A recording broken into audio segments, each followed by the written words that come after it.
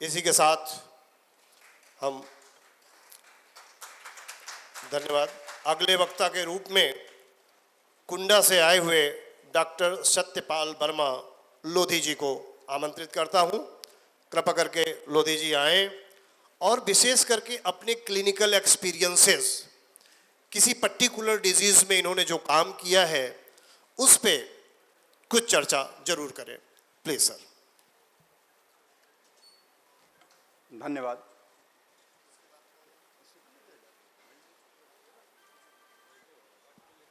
Hello hello. सबसे पहले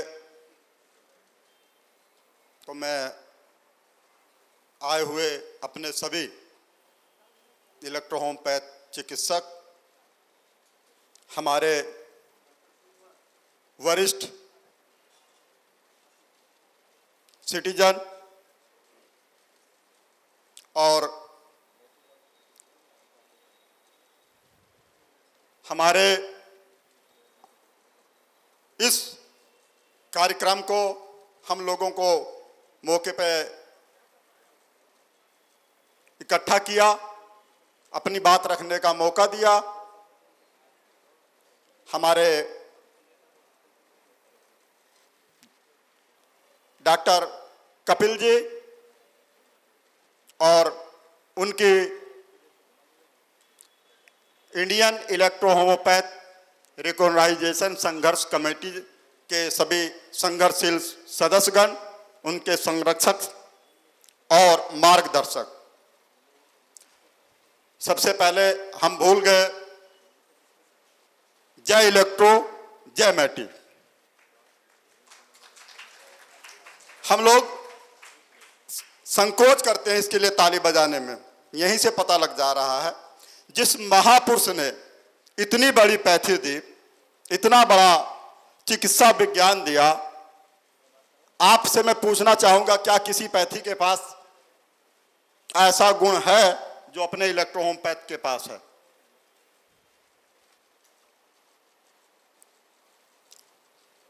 उसके साथ हमारे जो इस इलेक्ट्रोहोमपैथ को मार्गदर्शक दे रहे हैं, शिक्षक का काम कर रहे हैं, हमारे गुरुजन आर.के. त्रिपाठी, अशोक सिंह, अर्जुन सिंह आदि जैसे, और उन महान चिकित्सकों का जो यहाँ पर हैं या नहीं हैं, हम लोग सोशल मीडिया के उसके कारण से सब लोग एक दूसरे से परिचित हैं, जिन्होंने इलेक्ट्रोहोमपैथ का नाम अपनी चिकित्सा पद्धति से अपना और इलेक्ट्रोहोमपैथ का नाम बढ़ाया। उनका यहाँ पर आए हुए सभी हमारे उपस्थित जो अपना कीमती समय दिया, इनका, चिकित्सकों का, आप सभी का कमेटी की तरफ से और अपनी तरफ से हृदय से आभार और अभिनंदन करता हूँ।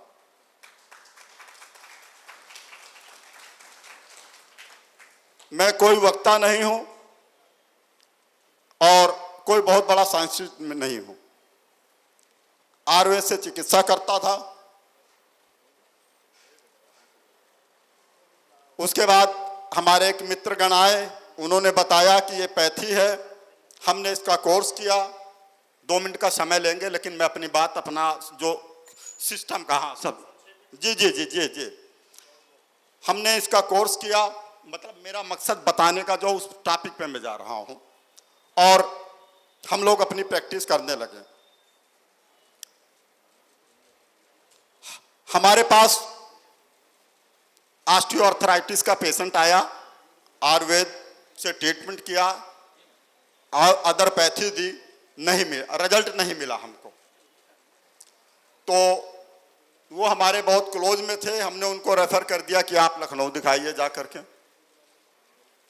तो उन्होंने बताया कि अभी आप जो है हमको किसी तरह काम चलाइए। वो चल नहीं पा रहे थे, बिल्कुल अकड़े हुए थे, और हमको 10-15 दिन का समय दीजिए, उसके बाद जो है फिर हम दिखा देंगे जाकर। तो हमने सोचा कि अब हमारा पैसा फंसेगा। यहाँ आकर के हमने पहली बार इलेक्ट्रोहोमपैथ की मेडिसिन को चॉइस किया, बुक से उठाया और उनको मेडिसिन दे दी।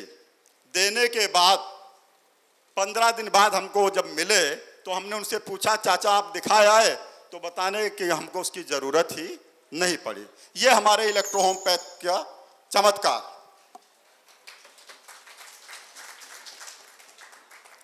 वहां से हमारा विश्वास हुआ। फिर हमारे पास सेकंड पेशेंट आए, उनको हिकअप था, हिचकी नहीं बंद हो रही थी। हमने सिर्फ 2 मेडिसिन दी, सलास और S11, बाकी और देने की S1 की भी जरूरत ही नहीं पड़ी। इसी से वो ठीक हो गए। ये हमारे यहाँ MBBS MD उनके रिटर्न पेशेंट थे। यहाँ से हमारा विश्वास बढ़ना चालू हुआ। आज हमारे पास ऑस्टियोआर्थराइटिस, माउथ कैंसर और उनका हम रिकॉर्ड रखते हैं। जो पेशेंट जहाँ का है उसका फोटो रिकॉर्ड हम रखते हैं। इनका ट्रीटमेंट किया। दुर्भाग्य हमारा ये रहा, आज हम कटु सत्य बोलने चल रहे हैं। कुछ दिनों पहले हमारी पत्नी को पोस्ट मोनोपॉज हुआ। हमने महिला डॉक्टर के पास भेजा, एक बड़े नर्सिंग होम में। उन्होंने चेकअप किया, उनकी ब्लीडिंग नहीं रोक पाए। CT स्कैन हुआ तो बताया गया कि उनको सर्विक्स कैंसर। ये सुनकर हमारा, ये व्यक्तिगत मेरा अपना अनुभव है, हम बहुत घबरा गए। हमने जो है वहाँ से रेफर कराया, बायोप्सी जांच के लिए गई, बायोप्सी पॉजिटिव आई। उनकी ब्लीडिंग नहीं रुक रही थी। इलाहाबाद मेडिकल कॉलेज यूनाइटेड वालों ने, उन्होंने रेफर किया कि आप इनको लेकर के चले जाइए टाटा। परंतु मैं EH का चिकित्सक था, इस पैथी पे मुझे विश्वास था और एलोपैथ का हमको रेडिएशन, कीमोथेरेपी, इनके सारे सिस्टम हम देखे हुए हैं। चूँकि मैं माउथ कैंसर पेशेंट को ट्रीटमेंट दे चुका हूँ, रिजल्ट मिला हुआ था। हमने विश्वास करके पेशेंट को घर ले आए। जब हमने कहा बायोप्सी जांच आएगी तब देखा जाएगा,